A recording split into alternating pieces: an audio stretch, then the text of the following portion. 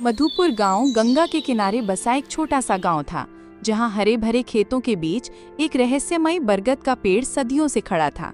उसकी विशाल जड़ें किसी प्राचीन सर्प की तरह जमीन में गहराई तक फैली हुई थीं, और उसकी मोटी घुमावदार शाखाएं आसमान को छू रही थीं, जैसे वे ब्रह्मांड के अनगिनत रहस्यों को अपने भीतर समेटे हुए हों। गांव वाले इसे रहस्य का पेड़ कहते थे, और इसके नाम के पीछे सिर्फ कहानियां नहीं, बल्कि सदियों पुराने डर और अनसुलझे रहस्य छिपे थे। हर रात सूर्यास्त के बाद उस पेड़ के पास से अजीब और डरावनी आवाजें सुनाई देती थीं।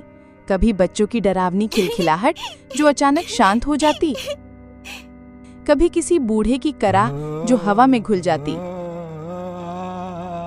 तो कभी पत्तों की सरसराहट के बीच किसी अदृश्य फुसफुसाहट का भ्रम, जैसे कोई प्राचीन आत्मा फुसफुसा रही हो।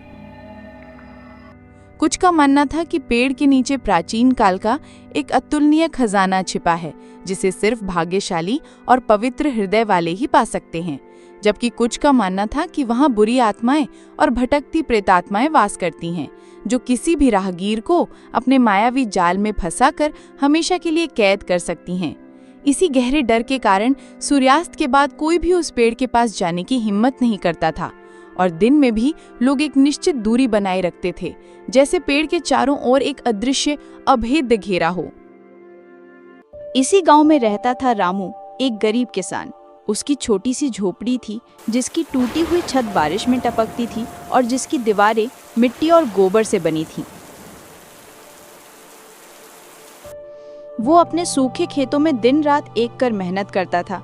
सुबह सूरज उगने से पहले उठकर और रात ढलने के बाद थककर सोता था।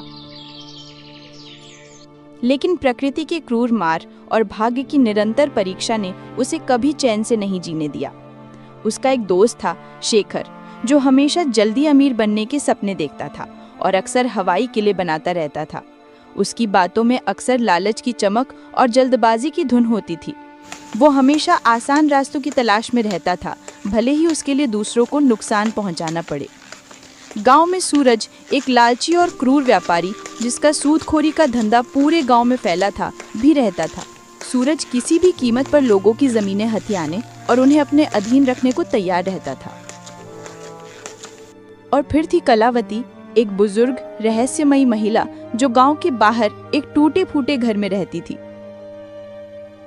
उसके बारे में कहा जाता था कि उसे जड़ी बूटियों और प्राचीन विद्या का गहरा ज्ञान था, और कुछ लोग उसे डायन भी कहते थे, जबकि कुछ उसे गांव की पुरानी कहानी